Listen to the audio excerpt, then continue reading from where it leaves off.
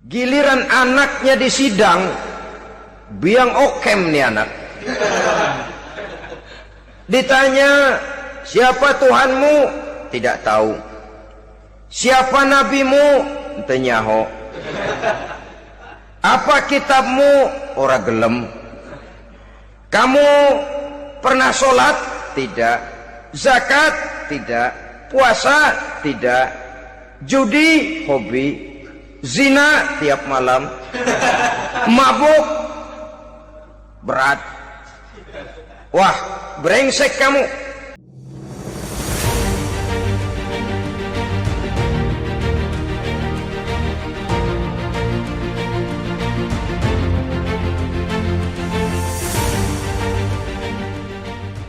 Kebaikan tidak ada barang sedikit pun, sementara kesalahan dan dosa berlipat ganda. Kamu neraka. Anak ini protes. Benar, saya tidak kenal siapa Tuhan saya. Saya tidak tahu siapa Nabi saya. Saya tidak tahu kitab suci dan kiblat saya. Saya tidak sholat, tidak zakat, tidak puasa. Tiap malam saya judi, saya zina, saya mabuk. Tapi saya kerjakan semua itu karena saya tidak tahu dan orang tua saya tidak pernah memberitahu saya. Dia enak-enakan hadir di majelis taklim, saya nyekek botol, didiemin saja. Dia enak-enakan baca Quran, saya zina, didiamkan saja. Saya bukan tidak mau, orang tua saya sama sekali tidak pernah mendidik saya. Dia mau benar sendiri. Maka kalau sekarang saya harus masuk ke dalam neraka, saya menuntut agar orang tua saya ikut sama-sama bergabung dengan saya ke dalam neraka. Gara-gara dia tuh saya jadi begini. Orang tuamu yang mana? Tuh, yang barusan mau ke surga. Ini orang tua yang sudah mau berangkat ke surga dipanggil. Sebentar dulu mas. Ini benar anak kamu? Iya pak. Waktu di dunia kamu tidak pernah ajarin dia ngaji? Sampai dia tidak kenal Tuhannya, tidak kenal nabinya, tidak kenal kiblat dan kitab sucinya? Iya pak. Dia tidak sholat, kamu diamkan saja. Dia tidak puasa, tidak zakat, kamu bersikap masa bodoh. Bahkan dia judi, dia zina, dia mabuk, kamu pun berdiam diri saja. Iya pak. Tahukah kamu bahwa anak ini adalah amanah? Menyia-nyiakan amanah artinya khianat, dan khianat adalah dosa yang sangat besar. Kamu tidak bertanggung jawab, maka kamu, anakmu gabung ke dalam neraka.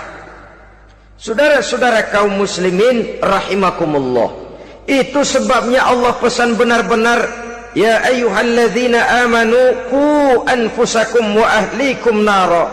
Hai orang-orang yang beriman, jaga dirimu dan keluargamu, istri, anak, orang-orang yang menjadi tanggung jawab dan kewajiban kita, jaga dan pelihara mereka dari api neraka.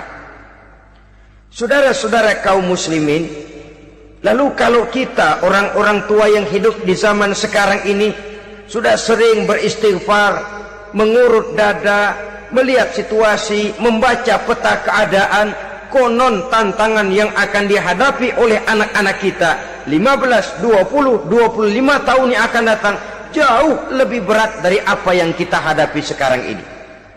Maka adalah wajar jika kita sebagai orang tua yang cinta kepada agama, cinta kepada anak-anak kita, berpikir untuk mewariskan nilai-nilai yang luhur ini kepada anak-anak kita generasi yang akan datang. Bagaimana pada mulanya kita harus mendidik mereka? Mari kita telusuri apa yang dicontohkan oleh Al-Quranul Karim. Orang-orang tua bijaksana yang diceritakan dalam Al-Quran, kalau sudah berpikir tentang anak-anaknya generasi yang akan datang, pendidikan pertama yang diberikan kepada anaknya ternyata adalah persoalan akidah. Nabi Ibrahim, pertanyaan yang paling merisaukan beliau buat anak cucunya ialah, ma ta'buduna min ba'di. Saudara bisa lihat surah Al-Baqarah ayat 133. Anak-anakku, kalau pada satu saat nanti aku, ayahmu ini sudah tidak ada lagi, meninggalkan kamu semua, meninggalkan kehidupan dunia ini, ma ta'buduna min ba'di, apa yang akan kamu sembah nak kalau ayah sudah tidak ada lagi?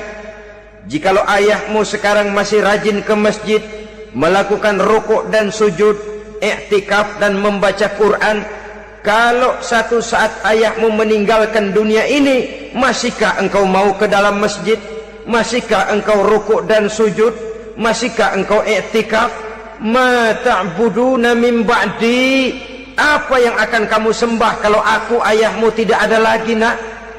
Ditanamkan bukan hanya keyakinan bertauhid, sekaligus juga menyembah kepada Allah yang kita yakinkan dengan tauhid itu tadi.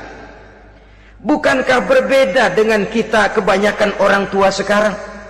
Kita tidak pernah berpikir ma ta'buduna min ba'di, kalau bapak tidak ada kamu nyembah apa nak? Kita orang tua sekarang pagi-pagi malah berpikir ma ta'kuluna min ba'di, kalau bapak enggak ada kamu nanti makan apa nak? Bukan nyembah apa yang kita pertanyakan, bukan nyembah apa yang kita khawatirkan, makan apa nak? Maka yang dicari lalu sekolah-sekolah yang bonafit, yang tidak peduli apakah itu merusak imannya, mematikan akidahnya, menghancurkan keyakinannya. Yang penting ada jaminan hari depan bisa dapat lapangan kerja. Akibatnya berduyun-duyun orang-orang tua muslim menyekolahkan anaknya di sekolah-sekolah yang bukan Islam, yang nyata-nyata membahayakan akidahnya, dididik dengan kultur dan budaya yang bertentangan dengan nilai-nilai agamanya. Bukankah ini berarti merelakan anak untuk dikafirkan? Bukankah ini artinya menyerahkan anak untuk ditulis menurut selera para pendidik yang tidak sesuai dengan nilai akidah yang dimilikinya? Mengapa kita tidak berpikir seperti Nabi Ibrahim, yang sebelum memberikan pendidikan kecerdasan, sebelum pendidikan matematika, IPS, PSPB dan disiplin ilmu lainnya, yang pertama ditanamkan ma ta'buduna min ba'di, kalau ayahmu tidak ada kamu menyembah apa nak? Menyembah Allah apa nanti malah menyembah harta? Menyembah Allah apa nanti malah mendewa-dewakan pangkat dan jabatan? Menyembah Allah apa malah nanti menyembah alam? Itu yang dikhawatirkan Nabi Ibrahim kepada generasi yang akan datang. Dan itu saudara-saudara yang seharusnya mengkhawatirkan kita kepada anak-anak kita, generasi yang akan datang. Lihatlah serbuan akidah di zaman sekarang ini. Dimanfaatkan kemiskinan kita umat Islam, diberikan kita tawaran berupa beras, pakaian, obat-obatan, kalau perlu beasiswa, asal bisa melepaskan keislaman kita ini. Bertahap, sedikit demi sedikit, step by step, shibran bi shibrin wa zira'an bi zira'in. Dan harus saya ingatkan, orang di zaman sekarang tidak mungkin menghantam Islam secara frontal. Tidak mungkin menghantam Islam terang-terangan, apalagi mengerahkan satuan militer. Tidak. Orang berhitung bagaimanapun kondisi dan kualitasnya umat Islam, mereka masih punya satu modal penting, fanatisme agama. Kalau ini disulut, api jihad segera berkobar, dan hanya maut yang bisa menghentikan orang yang dibakar dengan semangat jihad. Orang tahu itu. Betapa Uni Soviet kedodoran menghadapi mujahidin Afghanistan yang disulut oleh semangat jihad yang berkobar dengan persenjataan yang primitif ketimbang persenjataan Uni Soviet. Entah mereka pantang surut mundur ke belakang. Jadi jangan mimpi bahwa orang mau menghantam Islam ini dengan melarang pengajian, meruntuhkan masjid, menyegel pondok pesantren. Tidak. Melarang orang sholat. Tidak. Kalau perlu masjid diperbanyak, musola diperbesar. Tapi bikin itu masjid seperti museum. Besar, megah, mercusuar, tapi bikin seperti museum. Tempat orang kagum, tempat orang memuji, tapi sunyi dari nilai-nilai ibadah. Saudara-saudara kaum muslimin, untuk sampai kepada penghantaman akidah, jalan yang paling mudah dirintis sekarang ini secara bertahap dan sistematis memisahkan umat Islam dari Islamnya. Biarkan mereka bernama muslim. Biarkan di atas kartu penduduknya tertulis agama Islam. Tapi tanamkan budaya-budaya yang menyebabkan cara bergaul mereka, cara berumah tangga mereka, cara bertetangga mereka, sampai kepada cara mereka berpakaian, cara mereka bergaul, cara mereka makan dan minum, cara mereka mendidik dan menyekolahkan anak, sama sekali tidak lagi mencerminkan nilai-nilai yang islami. Itu sudah satu usaha yang paling praktis, memisahkan umat Islam dengan Islamnya. Kalau sadarlah kita ke arah ini usaha orang di zaman sekarang, maka yang harus pertama kita tanamkan kepada anak-anak kita, didik mereka dengan jiwa tauhid yang mengkristal di dalam batinnya, meresap sampai ke tulang sumsumnya, yang tidak akan sampai pun nyawa berpisah dari badannya, akidah itu tidak akan berpisah dari hatinya. Bahkan dia sanggup dengan tegar berkata, lebih baik saya melarat karena mempertahankan iman daripada hidup mewah dengan menjual akidah. Satu khittah, satu garis kehidupan yang perlu kita wariskan kepada anak-anak kita, generasi yang akan datang. Dahulu ada satu tradisi, saudara-saudara. Kalau anak gadis kita dilamar orang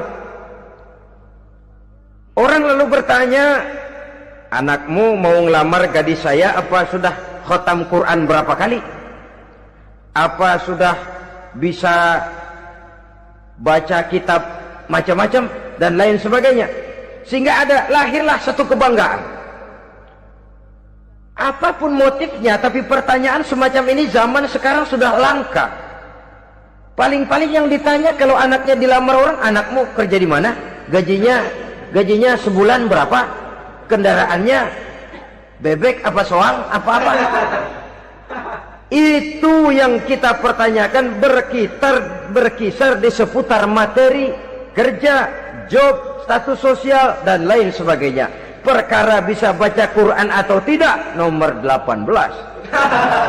Perkara sembahyangnya rajin apa tidak, nomor 36. Saudara hadirin, akibatnya terjadi pergeseran nilai. Maka mendidik anak menurut tuntunan Quran adalah seperti yang diberikan contoh oleh Luqmanul Hakim, yang diceritakan dalam surah Luqman mulai ayat 11 dan selanjutnya. Apa pendidikan pertama yang harus kita berikan kepada anak? Pertama, ya bunayya la tusyrik billah. Wahai anakku, jangan sekali-kali engkau menyekutukan Allah. Nak, jaga tauhid, pelihara iman, mantapkan akidah. Ini dasar yang pertama. Belum lagi anak mengenal berbagai macam disiplin ilmu, yang pertama ditanamkan tauhid. Ini yang mendasari kehidupan. Ini yang akan menjadi mewarnai dan menjadi warna dari kepribadian seseorang. Sentuhan jiwa tauhid di dalam diri si anak. Belum lagi sempat dia kenal yang lain. Yang pertama yang kita tanamkan, kita wariskan, kita berikan, la tusyrik billah. Jangan sekali-kali menyekutukan Allah. Nah, kalau ini sudah tertanam, ini sudah merupakan satu fondasi yang kuat. Selebihnya nanti tinggal melihat bakat si anak, kemana dia harus dididik ini. Yang terpenting nilai iman lebih dahulu tanamkan. Dan untuk menghancurkan nilai keimanan, saudara-saudara, saya katakan, ingatkan kepada hadis di awal tadi, dikepung kita dari berbagai macam penjuru agar bila bisa melepaskan nilai-nilai iman dan keyakinan. Proses pendangkalan akidah, ditanamkan keraguan kepada agama, ditanamkan rasa malu beragama, sholat malu, baca Quran malu, berangkat ke masjid malu, pakai jilbab malu. ditanamkan rasa malu beragama. Sehingga bertahap sedikit demi sedikit kita mulai berpisah dengan kehidupan beragama. Ditanamkan hal yang sedemikian rupa dari berbagai macam penjuru. Dihantam akidah, akidah kuat. Dihantam dari segi peradaban dan kebudayaan. Diperbanyaklah peradaban dan kebudayaan yang bukan mendekatkan kita dengan agama, malah mendekatkan kita dengan neraka. Menjauhkan kita dari agama, menjauhkan kita dari nilai-nilai luhur yang diwariskan oleh orang-orang tua kita terdahulu. Adalah kewajiban kita yang pertama, mendidik anak, menanamkan roh, jiwa, dan semangat tauhid di dalam diri mereka. Saudara-saudara kaum muslimin rahimakumullah, kenapa kita lebih dahulukan menanamkan jiwa, roh, dan semangat tauhid ini kepada anak-anak kita? Pertama, kita tidak hanya ingin sekedar mempunyai anak yang pintar, tetapi lebih daripada itu kita pun ingin mempunyai anak yang benar. Segala macam disiplin ilmu, segala macam bentuk penalaran ilmiah dan pengisian intelektualitas manusia mungkin di satu sisi akan membuat dia pintar, tapi di sisi lain belum tentu akan membuat dia benar. Nabi pernah memberikan peringatan, man izdada ilman walam yazdad huda lam yazdad minallahi illa bu'da. Orang yang hanya bertambah ilmu pengetahuannya tapi tidak bertambah hidayah dari Allah, tidak makin mantap keimanannya, maka seluruh nilai-nilai ilmunya hanya akan menjauhkan dia dari Allah Subhanahu wa ta'ala. Dan adalah lebih merupakan azab daripada nikmat kalau kita diberikan ilmu pengetahuan yang hanya akan menyebabkan kita semakin jauh dari Allah Subhanahu wa ta'ala. Yang kedua, sesungguhnya roh, jiwa, dan semangat tauhid yang melekat dalam diri anak pada puncaknya akan melahirkan satu disiplin murni yang tumbuh dari dalam dirinya sendiri, di mana si anak dalam kehidupannya merasakan dimanapun dia berada, kemanapun dia pergi, ia selalu merasakan kehadiran Allah dekat dalam hidupnya. Ia sadar sesadar-sadarnya bahwa tidak ada satu perbuatan yang bagaimanapun kecilnya yang bisa disembunyikan dari kekuasaan Allah Subhanahu wa ta'ala. Yang ketiga, dengan penanaman roh, jiwa, dan semangat iman ini, maka diharapkan anak-anak nanti pada pertumbuhannya sanggup mengendalikan hawa nafsunya.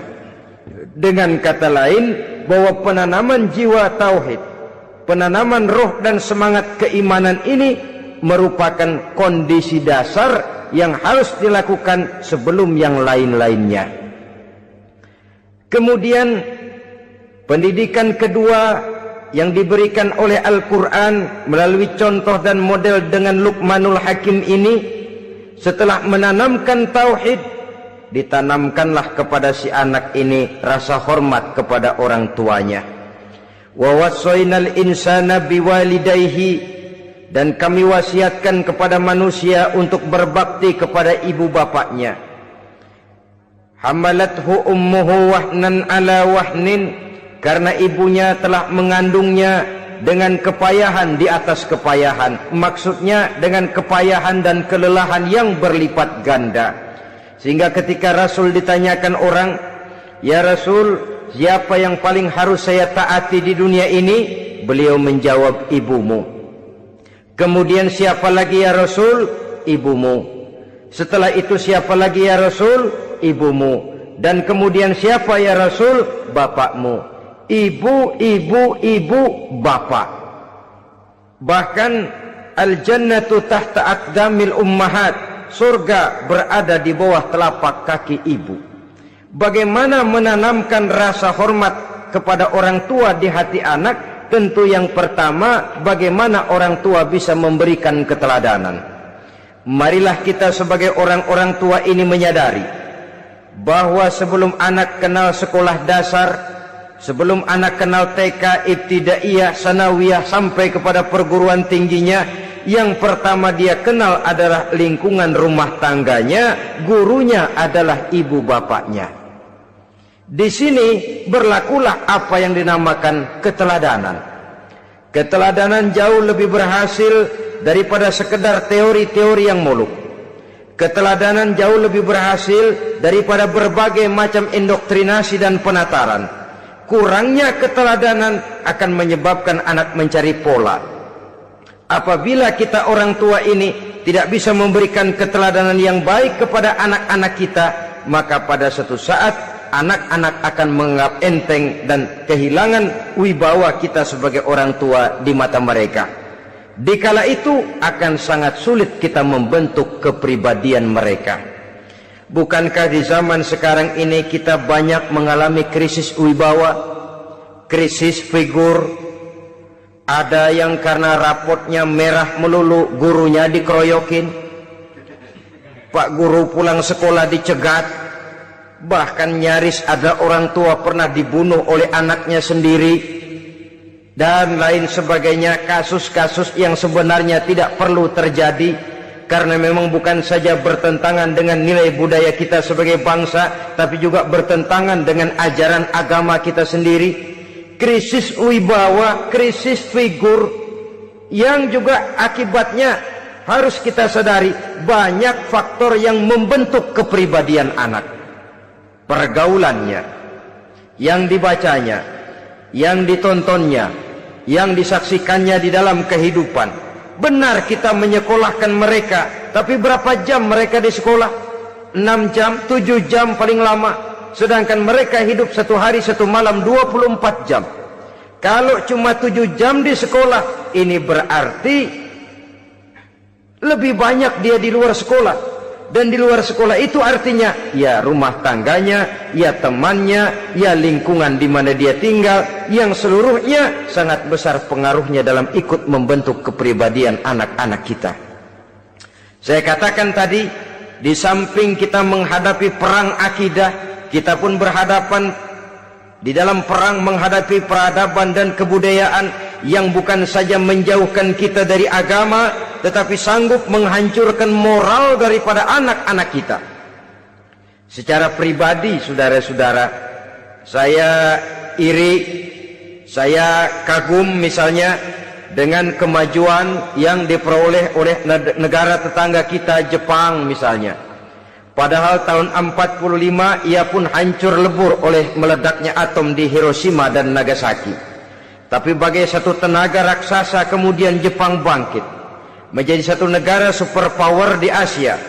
Bahkan gurunya saja Amerika sekarang ini kewalahan menghadapi perang dagang dengan Jepang ini. Dan yang menarik, Jepang bisa maju dan modern dengan tetap menjadi Jepang, tanpa harus kehilangan identitasnya sebagai satu bangsa, tanpa harus kehilangan kepribadiannya sebagai satu bangsa. Sebagai negara yang sedang berkembang, kita sering latah. Kita ingin meniru Barat, tapi bukan teknologinya, westernisasinya yang kita tiru. Bukan isinya, kulitnya yang kita ambil. Akibatnya apa? Modernnya belum, orangnya sudah Barat. Bergaulnya sudah cara Barat, berumah tangganya sudah cara Barat, berpakaiannya sudah cara Barat, mendidik anaknya sudah cara Barat.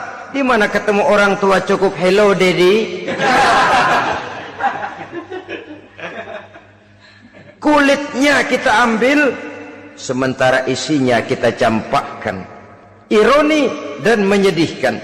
Padahal kita sesungguhnya bisa maju dan modern, bisa mengejar segala ketinggalan dan keterbelakangan kita dengan tetap menjaga nilai-nilai luhur budaya kita sebagai satu bangsa, mengambil isinya, dan kalau memang tidak perlu lalu mencampakkan kulitnya. Pengaruh peradaban dan kebudayaan yang menghancurkan moral daripada anak-anak kita oleh pesatnya arus teknologi, oleh pesatnya arus komunikasi, di mana hal-hal yang terjadi di belahan dunia lain dapat kita saksikan hari ini juga melalui layar televisi. Yang terjadi di Amerika, di Eropa, di Afrika, di ujung dunia yang paling ujung sekalipun, di ujung dunia yang paling ujung, hari ini kejadian, hari ini sudah bisa kita saksikan. Pesatnya arus komunikasi, kalau jatuh ke tangan anak-anak kita yang belum mempunyai filter daya saring positif, akan dicerna oleh mereka tanpa memilah dan memilih. Akibatnya orang kampung bilang kelolodan. Makan nggak dikunyah lagi, tentu saja akhirnya kelolodan, dan kalau sudah kelolodan menyusahkan kita seluruhnya. Oleh karena itu budaya menghormati orang tua perlu dijaga, perlu dipelihara dan diwariskan kepada anak-anak kita. Tali silaturahmi sehingga ada respeknya kepada orang tuanya. Jangan bapaknya dianggap CS, ibunya dianggap CS, kakeknya dianggap CS. Hilang rasa respek, hilang rasa menghormati. Sementara orang tua sendiri tidak bisa memberikan keteladanan, kurang mendapat perhatian dan lain sebagainya. Apalagi kalau baik ibu maupun bapak adalah orang-orang karier yang setiap hari sibuk menghadapi tugas masing-masing. Bapak sibuk rapat, pindah kantor sana kantor sini, ibu sibuk arisan, besarlah anak-anak di tangan pembantu dan lain sebagainya, sehingga dia merasa kurang mendapat perhatian, dan ini akan ikut membentuk warna dari kepribadian yang dimilikinya. Sampai kepada pelosok-pelosok desa, jaringan televisi memang menguntungkan. Tapi kalau sudah sampai kepada menayangkan budaya-budaya yang tidak sesuai dengan pola di mana mereka tinggal, pola lingkungannya, dan ingin mereka terapkan dalam kehidupan, ironi dan menyedihkan. Maka sering dikatakan, jikalau ABRI masuk desa, rakyat beruntung. Jikalau listrik masuk desa, rumah jadi terang. Jikalau koran masuk desa, rakyat jadi cerdas. Jikalau hakim masuk desa, rakyat lalu sadar hukum. Tapi jikalau maksiat dan munkarat masuk desa, minuman keras masuk desa, judi masuk desa, pelacuran masuk desa, rakyat tentu kiamat. Dan kita harus punya budaya untuk memilah dan memilih, mempunyai filter untuk jadi daya saring positif. Oleh karena itu saudara-saudara, tahap kedua setelah menanamkan jiwa tauhid kepada anak, tanamkan rasa hormat kepada orang tuanya. Orang tua itu ibu bapaknya, orang tua itu guru-gurunya yang mengajarkan dia, atau yang dianggap tua yang lebih senior dari dia. Karena tidak ada satu peradaban yang berdiri sendiri. Bagaimanapun maju dan modernnya kita sekarang, tentu merupakan mata rantai yang berkaitan dari generasi terdahulu. Ini yang kedua. Setelah tauhid, berbakti kepada ibu dan bapak. Tidak ada satu kebahagiaan yang bisa ditegakkan di dunia ini tanpa doa, tanpa restu daripada ibu dan bapak. Ini keramat hidup. Doanya dikabul Allah dan kutuknya juga dikabul oleh Allah Subhanahu wa ta'ala. Jadi mendidik anak setelah menanamkan jiwa tauhid, menanamkan rasa hormat dan taat berbakti kepada ibu bapaknya. Itu yang kedua. Kemudian yang ketiga, melalui model Luqman, Quran mendorong kita untuk mendidik anak menanamkan etika otonom. Apa itu? Ya bunayya innaha in taku mithqala habbatin min khardalin fatakun fi sakhratin aw fis samawati aw fil ardi ya'ti biha Allah. Wahai anakku, sesungguhnya kalau ada satu kebaikan yang kamu kerjakan, kecil, tidak nampak oleh pandangan mata yang zahir, yang kecil itu tersembunyi di puncak langit, di dasar bumi yang paling dalam, atau di tengah batu hitam sekalipun, Allah pasti mengetahuinya dan pasti akan memberikan balasan yang seadil-adilnya. Pendidikan apa ini? Pendidikan moral, menanamkan etika otonom. Nah, kau berbuat baik jangan karena dilihat orang. Kau tidak mau melakukan kejahatan jangan cuma karena ada polisi.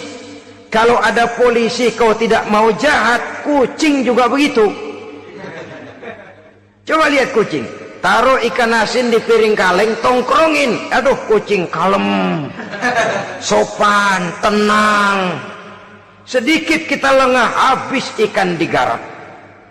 Tapi ditanamkan satu kesadaran, kemanapun kau pergi, apapun yang kau kerjakan, tersembunyi di tengah batu, di dasar bumi, di puncak langit, Allah pasti tahu. Dalam bahasa yang ringan, nak, kita ini diawasi oleh 2 hiperkomputer yang maha sensitif. Produksi langit, mereknya Rokib dan Atid. Itu komputer yang sangat peka dan sensitif. Jangankan kita berbuat, kita berniat baik saja, komputer sudah nyatat sendiri. Inilah yang orang sekarang namakan waskat, nak, pengawasan malaikat.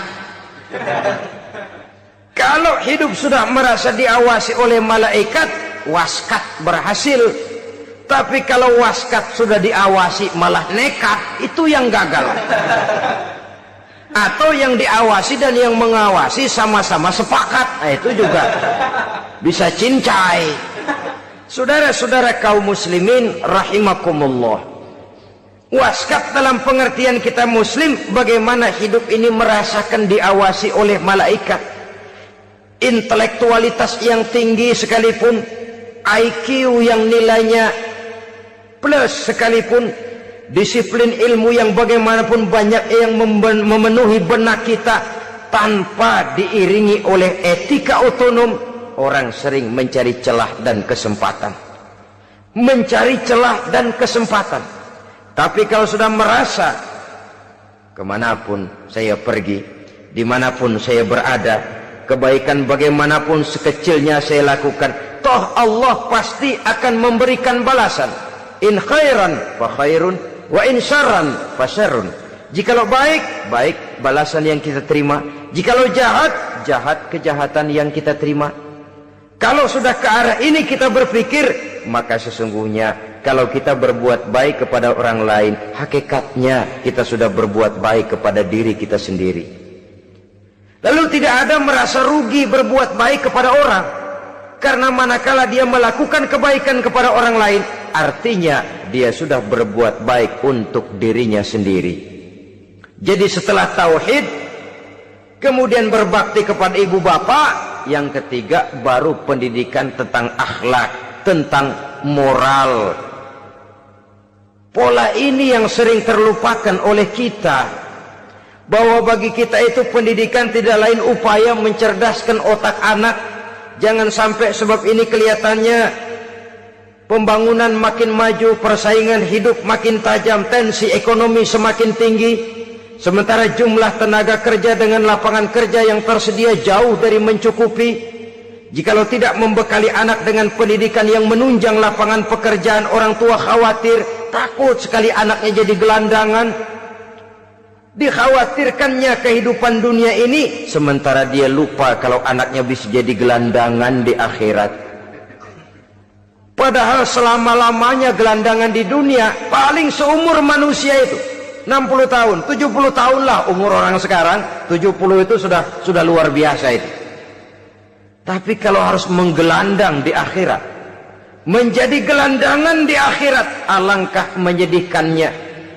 Apakah akan kita korbankan satu kehidupan yang langgeng, abadi, cuma karena tertipu oleh fata morgana dan kamuflase?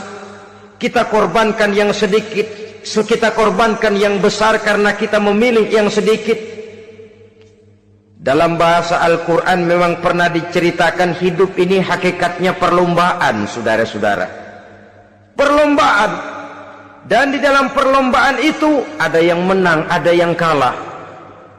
Al-Quran lalu memberikan peringatan, Alhaakumut takatsur, kamu telah lalai karena berlomba-lomba memperbanyak harta, mempertinggi pangkat dan kedudukan, hatta zurtumul maqabir, sampai kamu akan masuk ke liang kubur baru sadar. Apalagi kalau napas sudah sampai di tenggorokan. Persis Fir'aun sudah tenggelam di lautan merah, mau mampus, baru dalam sekaratnya amantu bi Rabbi Musa wa Harun. Kalau begini caranya, saya juga percaya kepada Tuhan Musa dan Harun, percaya kepada Allah. Sudah mau mati, baru amantu bi Rabbi Musa, kami percaya kepada Tuhan Nabi Musa, kata Fir'aun. Malaikat maut kesal benar, dilelepin terus di laut. mampus tuh sekalian. Hidup ini memang kita berlomba, berlomba dengan waktu, berlomba dengan umur, berlomba dengan tenaga, berlomba dengan tetangga.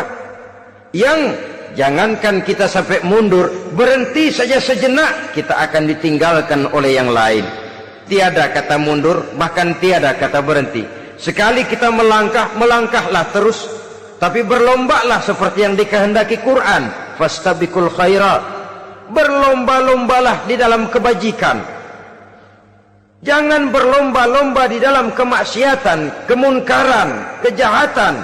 Berlombalah dalam urusan kebaikan.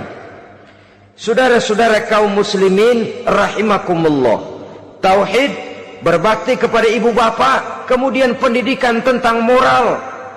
Apabila pendidikan tentang moral sudah tertanam, barulah lihat bakat si anak. Kemana bakatnya? Anak saya kelihatannya dari kecil demennya main bedil-bedilan saja. Abri kali itu. Kirim ke Magelang, masukkan akabri. Tapi dengan syarat 3 itu tadi. Iman sudah tertanam, rasa bakti kepada ibu bapak sudah ada, dan punya nilai moral. Sehingga boleh jadi nanti dia menjadi jenderal yang beriman, yang berbakti kepada ibu bapaknya, dan punya moral yang tinggi. Kan lebih baik rakyat rendah tapi akhlaknya tinggi daripada pejabat tinggi tapi moralnya rendah. Jauh lebih baik rakyat rendah punya moral tinggi ketimbang pejabat tinggi punya moral rendah. Nilai moral ini yang jadi ukuran dan barometer di masyarakat. Yang ini yang sering kita lupakan. Bahwa kehancuran satu bangsa dimanapun di dunia ini selalu dimulai dengan kehancuran moral daripada bangsa itu sendiri. Sekarang membina nilai moral ini berat. Gadis kita, remaja, putri diberikan pakaian jilbab, mungkin dia sendiri masih setengah-setengah, ditambah lagi oleh ledekan temennya. Jilbab lah kuno. Bau sorga lah, bau masjid lah, bau menyan lah. Ditanamkan rasa malu untuk hidup dekat dengan agama. Kalau moral semacam ini sudah tertanam, sedikit demi sedikit kita mulai mengucapkan selamat tinggal kepada agama. Dan kemalangan apa yang lebih malang kalau kita sudah jauh dari agama ini? Bukankah Islam telah menyelamatkan manusia dari penyakit jahiliyah dan membawanya kepada satu kehidupan yang maju dan modern? Kalau kita tinggalkan Islam ini, bukankah artinya kita akan kembali kepada satu zaman jahiliyah? Hanya saja jahiliyah itu berada di abad modern. Versinya tentu lebih modern. Kalau zaman jahiliyah dulu mabuknya pakai arak, zaman sekarang sudah macam-macam orang bisa mabuk. Kalau zaman jahiliyah dulu anak perempuan dikubur hidup-hidup, zaman sekarang kadang-kadang belum sempat lahir ke dunia, malah sudah dibunuh lebih dahulu. Versinya saja yang berbeda. Kalau di zaman jahiliyah dahulu manusia menyembah batu yang bernama Latta, Uzza, Manat, dan Hubal. Di zaman jahiliyah modern sekarang ini, orang sering menyembah kepala bagiannya, sering menyembah atasannya, sering menyembah komputer, sering menyembah teknologi modern yang lebih diyakininya daripada Allah sebagai keyakinan sentral di dalam hidupnya. Saudara-saudara kaum muslimin rahimakumullah. Jadi yang ketiga, nilai moral yang ditanamkan kepada anak-anak kita supaya dia bisa menghadapi tantangan-tantangan hidup yang semakin berat ini dengan tetap berpegang teguh kepada nilai-nilai moral yang diwarnai oleh jiwa keimanannya yang bersumber dari ajaran agamanya. 3. Kemudian yang keempat, barulah tatanan kehidupan sehari-hari. Apa kata Luqman? Ya bunayya aqimis shalah. Setelah bertauhid, berbakti kepada ibu bapa, punya nilai moral. Ya bunayya aqimis shalah, nak dirikan solat. Rumah tangga muslim. Anak berumur 7 tahun sudah berani meninggalkan solat, kata Nabi, pukul. Bukan untuk menyakiti, untuk mendidik. Karena sayang kepada anak. Saudara-saudara, kita khawatir betul kepada anak. Kalau dia pulang dari sekolah, buru-buru kita sebagai orang tua bertanya, sudah makan nak? Sudah istirahat nak. Tapi jarang kita sebagai orang tua melontarkan, sudah sholat nak. Bahkan kita bisa memberikan sugesti kepada anak. Nah, kalau kau naik kelas 1 sampai naik ke kelas 2, bapak beliin sepeda. Tamat SD nak, motor. Tamat SMP nak, ke Bali kita. Tamat SMA nak, Singapura. Saudara-saudara, tapi kalau untuk urusan sholat misalnya, kita tidak pernah memberikan sugesti kepada anak-anak kita. Nah, kalau kau hafal Fatihah lengkap dengan artinya, bapak beliin sepatu. Nah, kalau kau bisa sholat dengan baik, cukup syarat rukunnya, bapak beliin sepeda. Ada rangsangan, ada sugesti yang membuat anak lebih tergerak untuk hidup dalam suasana keagamaan. Ya bunayya aqimis sholat, nak dirikan sholat. Sebab ini sandaran vertikal yang paling langsung antara manusia dengan Tuhannya. Menyadari bahwa sepanjang yang bisa dilakukan oleh manusia hanyalah berusaha, dan kepastian sepenuhnya ada di tangan Allah. Dengan sholat kepribadianmu diperteguh, dengan sholat sandaran vertikalmu kepada Allah diperkuat. Dan pada waktunya nanti Al-Quran memberikan bimbingan, hendaklah minta tolong kepada Allah dengan sabar dan tetap mendirikan sholat. Ya bunayya aqimis sholat. Setelah itu wa'mur bil ma'rufi wanha 'anil munkar. Tegaklah membina yang ma'ruf, tegaklah mencegah yang munkar. Ini sikap hidup sudah. Sholat tadi tugas hidup. Lalu sikap hidup tampil di tengah masyarakat, membina yang ma'ruf, mencegah yang munkar sesuai dengan kesanggupan masing-masing. Bukankah setiap kita kepingin punya anak yang bermanfaat, setidaknya bagi keluarganya, syukur kalau bisa bagi lingkungannya, bagi masyarakat, bangsa dan negaranya. Dan satu di antara tanda orang yang bermanfaat, kalau dia bisa hidup menjadi penganjur yang ma'ruf dan pencegah yang munkar. Dan itu kalau tidak ada hidayah, sulit orang mau melaksanakan itu. Sebab apa? Ada kecenderungan belakangan ini di mana agama dianggap urusan pribadi. Sehingga orang lalu sering bilang, jangan bawa-bawa agama dah, itu kan bukan urusan agama. Ini sudah ciri berpikirnya sekuler. Jangan bawa-bawa agama. Agama urusan pribadi, artinya orang mau sholat mau enggak, jangan bilang apa-apa dah. Urusan dia sendirian. Dia mau puasa dia enggak, merdeka saja, urusan pribadi. Agama bukan persoalan pribadi. Apalagi jika sudah menyangkut amar ma'ruf dan nahi munkar, siap menegakkan yang baik, mencegah yang munkar, untuk tegaknya satu masyarakat yang diwarnai oleh kebaikan dan terhindar dari segala macam kejahatan. Dan terus ayat-ayat selanjutnya mencerminkan sikap hidup. Namun yang intinya, cara mendidik anak yang baik yang dicontohkan oleh Al-Quran dengan Luqmanul Hakim sebagai model. Pertama, tanamkan tauhid. Yang kedua, tanamkan rasa hormat dan berbakti kepada ibu bapaknya. Yang ketiga, tanamkan moral, nilai akhlak yang tinggi. Setelah itu yang keempat, biasakan hidup dalam suasana keagamaan.